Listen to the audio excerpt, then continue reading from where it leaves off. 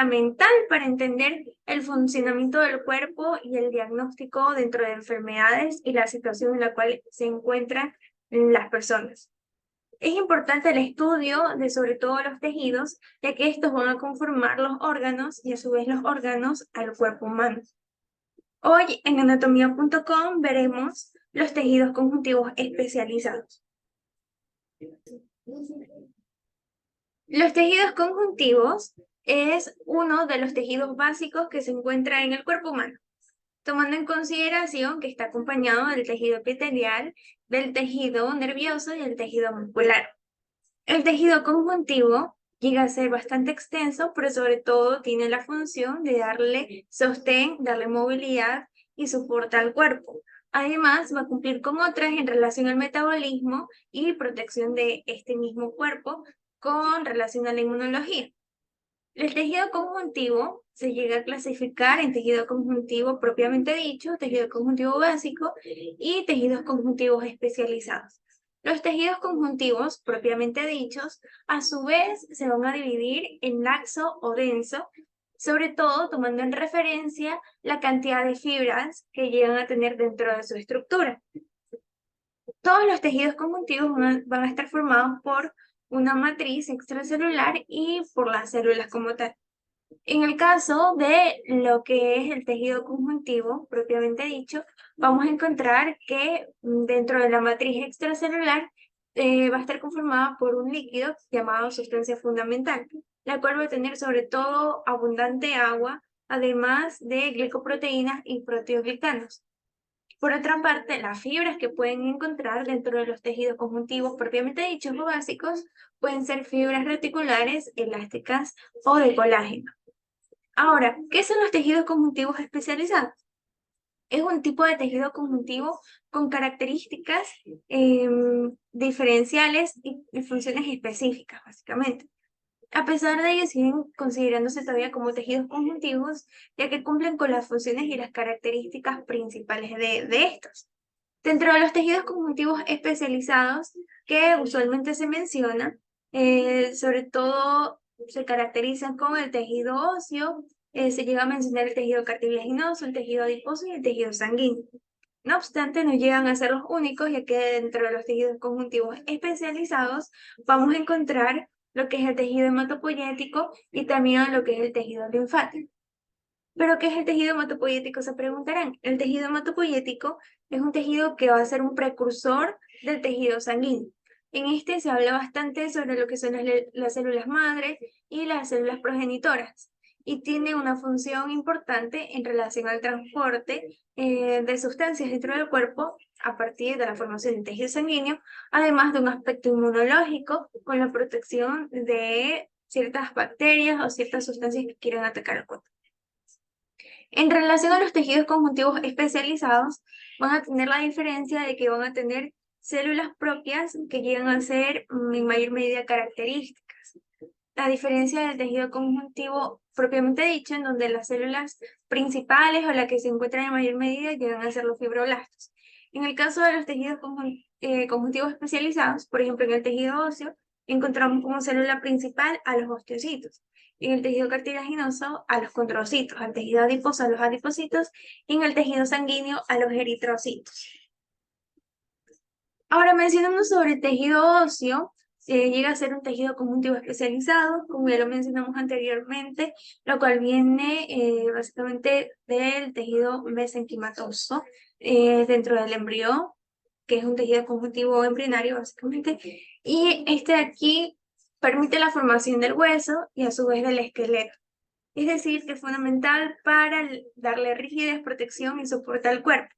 Además, interviene en la producción de la médula ósea, o sea, va a estar estrechamente relacionado a ella, y la médula ósea puede ser médula ósea roja o médula ósea amarilla.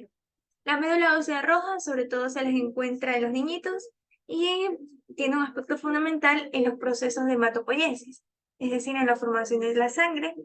Y también la médula ósea amarilla, sobre todo, se encuentra en los adultos y tiene bastante relación con el tejido adiposo.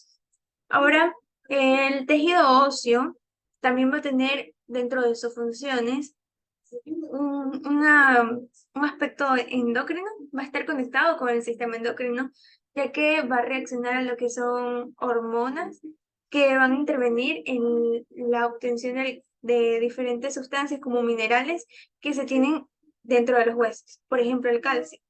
Dentro del calcio, el calcio tiene un aspecto fundamental para el correcto funcionamiento de los músculos y otros órganos del cuerpo. Entonces, el tejido óseo va a tener depósitos de calcio y sus células van a permitir la liberación de la cual va a necesitar el cuerpo. Entonces, se puede decir que tiene una relación con el sistema endocrino, tiene una relación con la hematopoiesis, con la formación de la sangre a partir de la médula ósea. También va a tener las funciones principales de permitir mover al cuerpo, de darle rigidez, protección y soporte. La unidad funcional, cuando hablamos de unidad funcional en histología nos referimos a estructuras sobre todo básicas y fundamentales para permitir que los tejidos sean como son, básicamente darle sus características y su funcionabilidad. En el caso del tejido óseo, se nombra como unidad funcional a la osteona, que además de tener a los osteocitos, que son las células principales del tejido óseo, también va a tener otras estructuras, como lo son los canales de Havers. Los canales de Havers son agujeros por donde transcurren vasos sanguíneos, como arterias, y también nervios y también venas. Dentro de los vasos sanguíneos, sobre todo, tienen la función de irrigar el hueso, ya que el hueso va a necesitar nutrirse y se lo va a realizar a partir de estos vasos sanguíneos y se los va a inervar a partir de los nervios. Entonces, de esta sería la función del canal de Havers. Además, dentro de la matriz podemos observar sobre todo los osteocitos.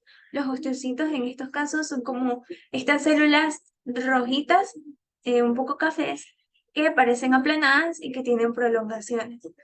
Estas prolongaciones se las llama canalículos y permite que los osteocitos se comuniquen entre sí y por las lagunas van a tener una estrecha relación con los osteoclastos. Mencionando esto, dentro del tejido óseo no solo se encuentra como célula fundamental a los osteocitos, también se va a encontrar a los osteoblastos y los osteoclastos. Los osteoblastos permiten la reconstrucción del hueso y los osteoclastos permiten comerse el hueso para liberar ciertas sustancias que necesita el cuerpo que tiene el hueso. Además, si hablamos de qué capas recubren en relación a los tejidos al hueso, podemos encontrar al periósteo y al endósteo. El periósteo va a ser el lugar o la capa más externa del hueso y sobre todo va a tener una capa fibrosa y una capa celular. La fibrosa le va a permitir añadirse o tener una relación con los ligamentos, es decir, que también permite el movimiento. Y va a ser un tejido conjuntivo, tejido conectivo denso, donde van a tener varias fibras y sobre todo van a pasar nervios y van a pasar irrigaciones. Por otra parte, la capa celular, sobre todo se encuentran las células osteogénicas, es decir, que permiten la formación del hueso del tejido óseo. Dentro del endosteo, que es la parte más interna, va a tener bastante contacto con la médula ósea y también con las células formadoras del tejido óseo. Otra de las características del tejido óseo es que es duro, es decir, permite y le da soporte y cuida lo que es el esqueleto, pero es liviano, si se lo sostiene no pesa mucho y puede tener porosidades o no tener porosidades. Por eso se llega a clasificar al tejido óseo según las características de la continuidad ósea en esponjoso y en tejido óseo compacto. El tejido óseo esponjoso parece una esponja, debido a que las láminas óseas se han organizado o básicamente están desorganizadas y les dan esta vista como similar a una esponja. En cambio, el tejido compacto sí va a tener una continuidad ósea, pareciendo que el tejido óseo sea liso. Tomando en consideración lo anteriormente mencionado, hablamos ahora sobre los tipos de células que encontramos. Como ya lo mencionamos, los osteoblastos, que reconstruyen el hueso, los osteocitos, que forman parte de la estructura fundamental y van a sintetizar y secretar componentes en la matriz ósea, y también los osteoclastos. Los osteoblastos permiten la síntesis y la secreción de componentes para la matriz ósea y se van a encontrar en el periósteo, recordando que el periósteo es la capa que recubre de forma externa a lo que es el hueso. El citoplasma va a ser amplio y va a tener forma poliédrica y el núcleo va a ser esférico y se puede encontrar en las periferias de la célula, como ya lo mencionamos. Ahora, los osteocitos van a sintetizar y secretar componentes para la matriz ósea y van a ser bastante aplanados, van a tener un retículo endoplasmático rugoso y como lo vimos parecen una tortilla de huevo aplastada. Y el núcleo va a tener una cromática condensada. Ahora, los osteoclastos van a tener varios núcleos, por eso se lo considera una célula multinucleada, móvil y que se va a encontrar fuera del periósteo y van a formar las trabéculas. Como ya lo sabemos, van a degradar la matriz ósea y cuando se las observa, se las reconoce sobre todo porque en su parte basal o en la parte más inferior tiene una forma como cepillo. Además, van a formar las lagunas de Hochschild, las cuales llegan a ser como unos huequitos dentro del hueso, unas hendiduras dentro del hueso, formadas por la actividad osteoclástica.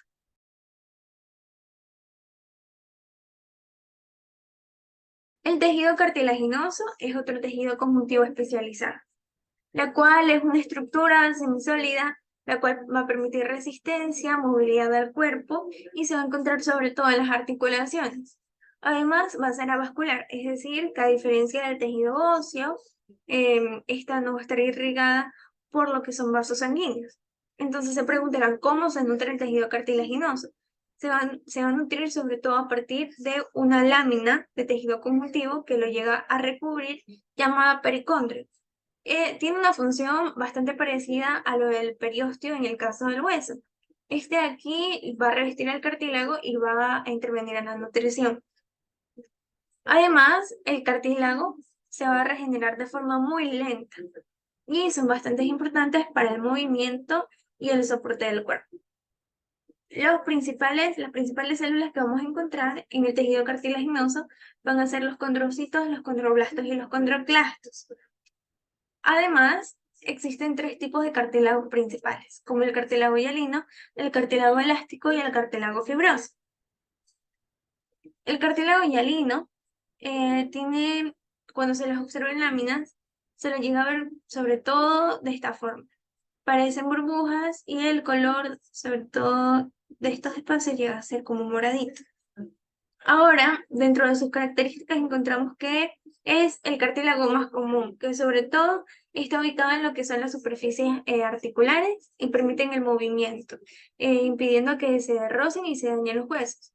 Y también va a estar ubicado en el aparato respiratorio superior, como por ejemplo la nariz, la laringe, la tráquea y los bronquios. ¿Pero de qué está formado el cartílago hialino? De colágeno, proteoglicanos y glicoproteínas principalmente. El cartílago elástico, por su parte, llega a tener su nombre, sobre todo por sus abundantes fibras elásticas.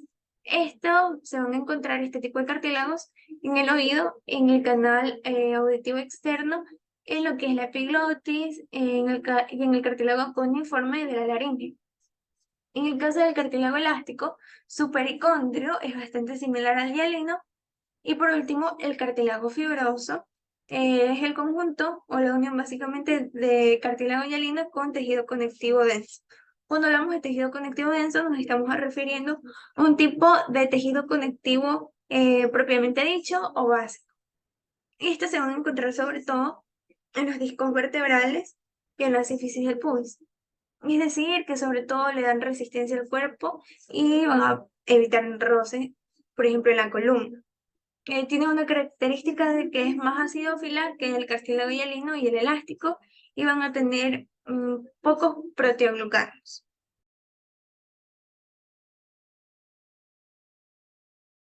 Finalmente, hablamos sobre los adipocitos, sobre el tejido adiposo.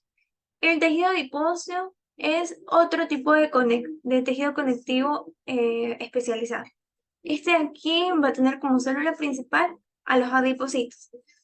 Y también va a venir del tejido mesenquimatoso y como ya lo sabemos, el mesodermo.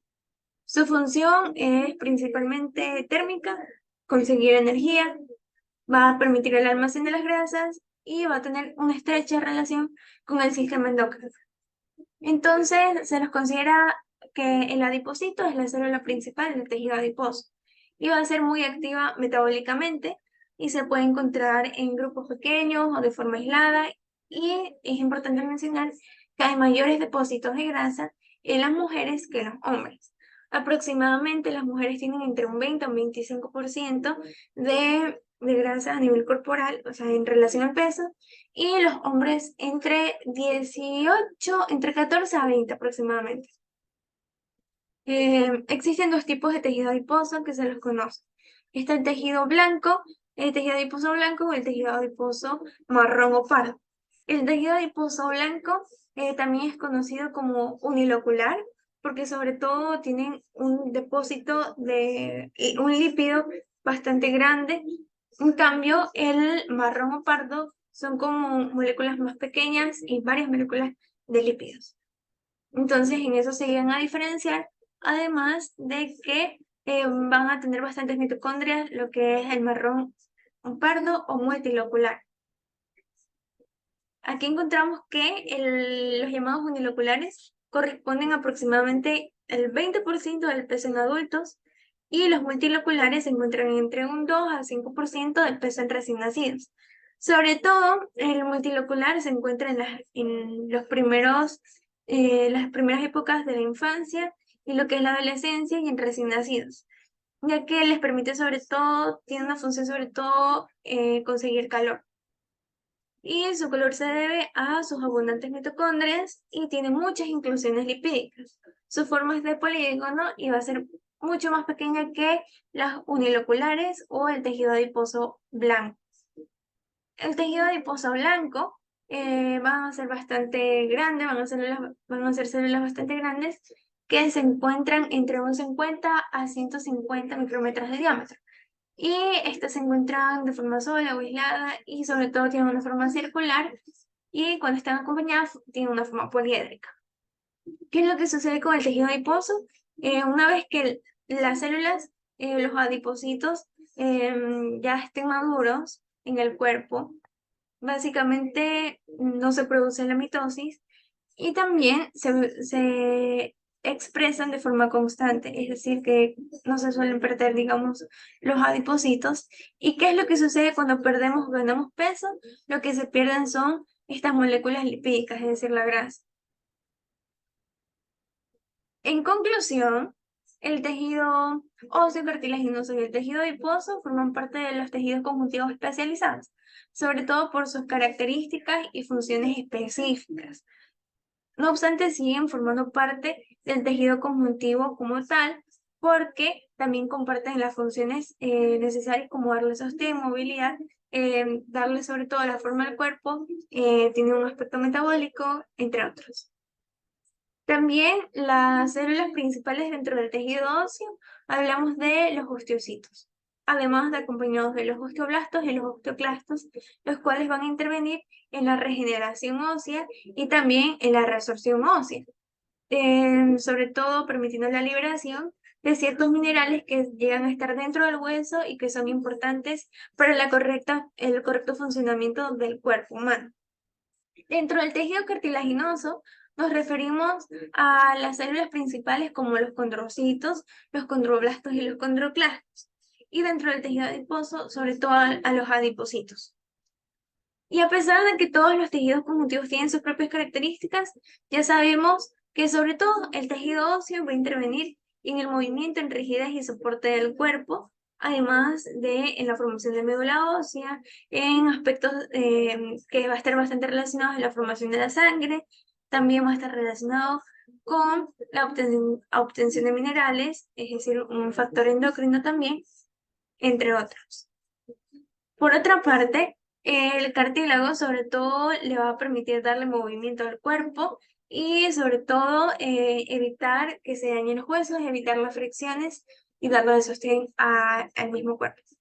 Y el tejido adiposo tiene un aspecto fundamental dentro del metabolismo a partir de la obtención de la energía, ya que se considera que los lípidos es como la reserva energética principal del cuerpo y también van a permitir mantener la temperatura corporal. Sobre todo se utiliza este factor cuando nos encontramos en lugares de mucho frío o en situaciones de mucho frío.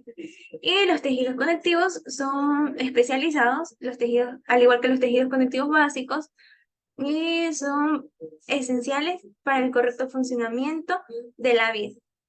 Es fundamental estudiar y mantenerse curioso en relación a la histología, ya que tiene una estrecha característica, también estrecha relación con la anatomía y la fisiología. Es decir, que saber estas características sobre células y las estructuras que componen a los tejidos van a permitirnos acercarnos en mayor medida a lo que son los diagnósticos y las patologías que encontraremos próximamente. La constante educación es un aspecto fundamental para el desarrollo de la sociedad y sobre todo para el desarrollo y los avances dentro de las tecnologías médicas y en procesos de la salud o lo que son las carreras de la salud. Por eso no hay que olvidar que lo que es la suerte se lo considera cuando confluye la oportunidad con la preparación. Esto lo mencionó Séneca. Muchísimas gracias por su atención.